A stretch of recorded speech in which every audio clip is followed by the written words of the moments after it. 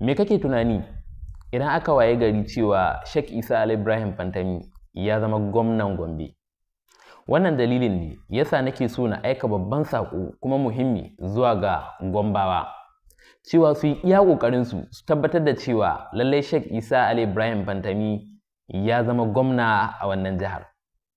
Na san mafi yawanci daga cikin mutanenmu, musamman ina magana kan musulmi, cewa sukan faɗa mu ba ma ra'ayin malamai su shiga siyasa. Tabbas ni ma ina da wannan ra'ayin, amma wasu malaman ba wasu ba. Akwai malaman da za su fito su shiga siyasa, ni kaina a comment section za ku iya ganin rubutu na kan cewa bana goyon bayan haka. Amma irin Sheikh Isa Ali Ibrahim Fantami, wanda dukkan inda ya sa hannu za ka gan shi da A+, ma'ana yakan yi iya ƙoƙarin shi ya kwatanta ga abin da ya shafi ci gaban kuma wani ɓangare ne. Kamar yadda lokacin da ya minista yana daga cikin ministoci, idan ma bai zo na farko ba a Najeriya, waɗanda suka fi kowane minista ƙoƙari. Ya samu lambobin yabo waɗanda ba sa ƙirguwa. Haka zalika ƙasashe da yawa ainihin an samu ta'ammuli a tsakani, ma'ana an samu yarjejeniya wadda za ta ƙara kawo mana ci gaba a tsakani. Duk da cewa mutanen da ya isko a wannan sekta ta communication and digital economy, mutane ne waɗanda kamar yadda ya faɗa cewa yana daga cikin ƙalubale ba kai za ka ɗora su ba, ma'ana mutanen da ka isko da su za ku yi aiki tare, za ku ci gaba da aiki. To amma a hakan ya je ya gudanar da abin da ya gudanar. Yau ba sai na yi magana ba, kowa ya san yadda wannan ministry ɗin ko in ce wannan ɓangare yake tafiya. Duk abin da ake gudanarwa ba ka sani. Don haka ya kamata mutanenmu mu canza tunani. Idan har za a samu malamai irin su, waɗanda suke da kishi, waɗanda suka san aiki, waɗanda muka san cewa mun fahimci cikin taimakon Allah da iyawar Allah da kuma irin zuciyarsu akan samu ci gaba fiye da waɗanda za su je su yi jagoranci, to lallai muna buƙatar su.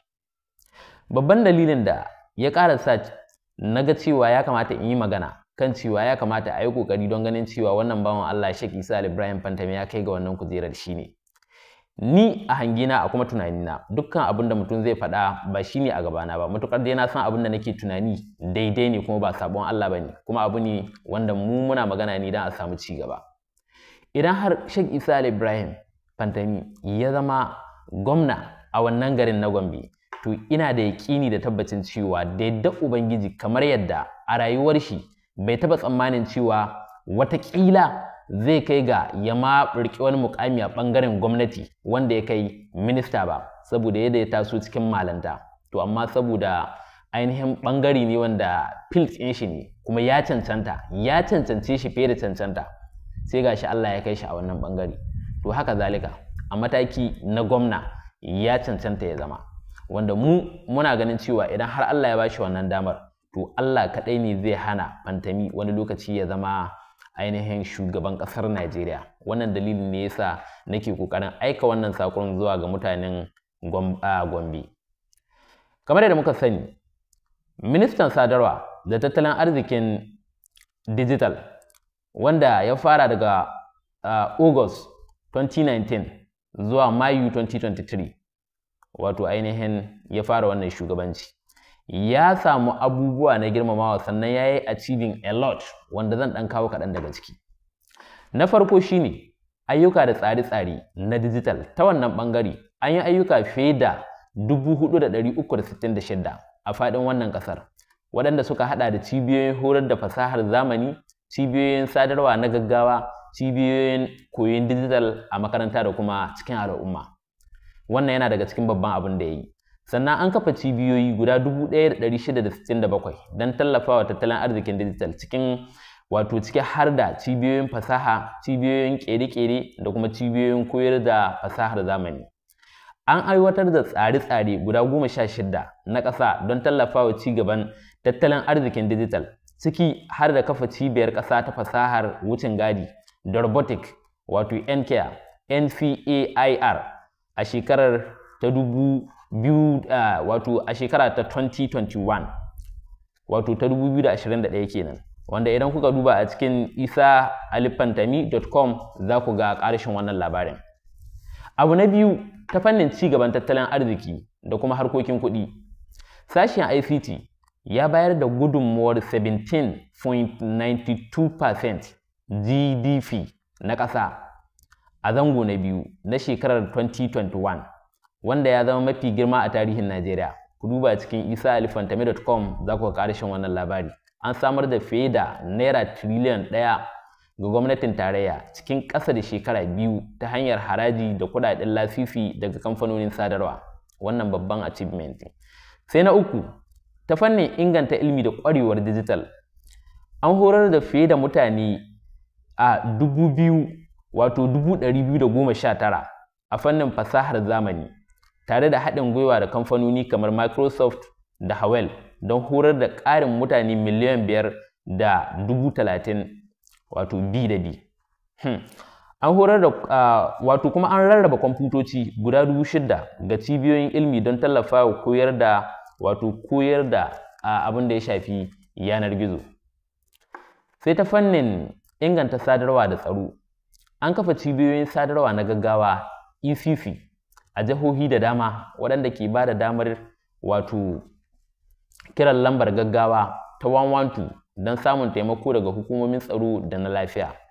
Sannan ya inganta rufe sabis na 4G daga kashi 23 zuwa kashi 80.86, wanda hakan ya inganta damar samun intanet mai sauri a cikin wannan ƙasar. Sai na 5, haɗin gwiwa da ƙasashen duniya. An rattaba hannu kan yarjejeniya da ƙasashen Afirka 7 don gina layin fiber optics daga Nigeria zuwa Algeria ta hanyar Niger. Mauritania, Mali da Chadi don inganta haɗin kai a fannin sadarwa. An samu tallafin dala miliyan 13 daga KOICA don tallafawa gina tsarin gwamnati ta yanar gizo a Najeriya. Sai na 6, shirin tantancewa na ƙasa NIN. An samu ƙaruwa daga mutane miliyan 41 zuwa mutane miliyan 89 da suka yi rijistar NIN tsakanin August shekara ta 2020 zuwa August shekara ta 2022. Ku duba Voice of Nigeria za ku ga ƙarshen wannan labarin. Sannan ƙaddamar da 5G kuma ya jagoranci ƙaddamar da tsarin sadarwa na 5G a Najeriya, wanda hakan ya bude kofofin ci gaban fasaha da tattalin arziki. Ku duba isaalifantami.com za ku ga wannan. Idan aka dawo game da lambobin yabo da girmamawa da ya samu, to wannan kuma ba a magana, ina ganin wani al'amari ne daban. Waɗannan abubuwan, wannan abu ne kaɗan daga cikin abubuwan da ya achieving a lokacin da yake minista. Dukkan wanda zai achieving irin waɗannan abubuwan, ina ganin ya cancanci, ko in ce fiye da cancanci ma ya jagoranci shugabancin wannan ƙasar. Duk da na san shugabancin wannan ƙasar shi ma wani abu ne na daban. Akwai mutane da yawa da sun tara requirement masu ma'ana, wadda daga ƙarshe kuma sun yi failing din mu, amma shi baya ɗaya daga cikin wayanda muke tunanin hakan, domin ba a samu ministan da ya aiki a bangare na communication kamar yadda ya ba mu dai a tarihi a sanin mu. Sannan a lokacin su yana daga cikin ministocin da su ne number 1 da suka yi abin da kowa bai ba. Don haka Gombawa, ina mai kira zuwa gare ku da ku yi kokari ku ga cewa Sheikh Isa Ali Ibrahim Fantami wani lokaci ya jagoranci, ko in ce ya mulki wannan ainihin garin, ya zama gwamna, wanda mu kuma target mu daga wannan bangaren insha Allah mu ga ya zuwa matakin shugaban kasa komi darin dadewa, domin mun san za a samu sauyi, kuma mun san cewa akwai lokaci da yadda Allah ubangiji ya kawo mana lokaci, ya kawo mana canji. Muna buƙatar canji sosai.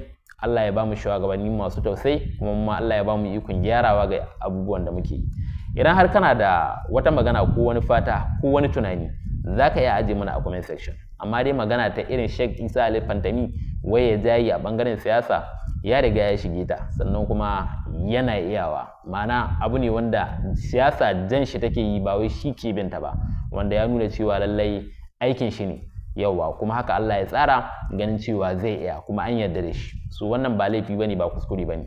Sabanin fahimta ne da ra'ayoyi irin na mutanen mu. Idan malamai da kuma masu ilimi suka ja baya, aka bar jahilai ga wuri suna jagoranta, ya kuke tunanin wannan kasar za ta ci gaba da tafiya?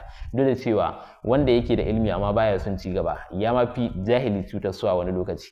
To amma dai wanda yake da ilimin addini da na boko, ya kuke ganin jagorancin shi, musamman waɗanda suka gwada aka gani irin su Isa Ali Ibrahim Fantami. Allah ya taimake shi, Allah ya samu dace. Gomba, ina muku fatan alkhairi. Najeriya Allah ya canza mana. Muna sauraron ku a comment section.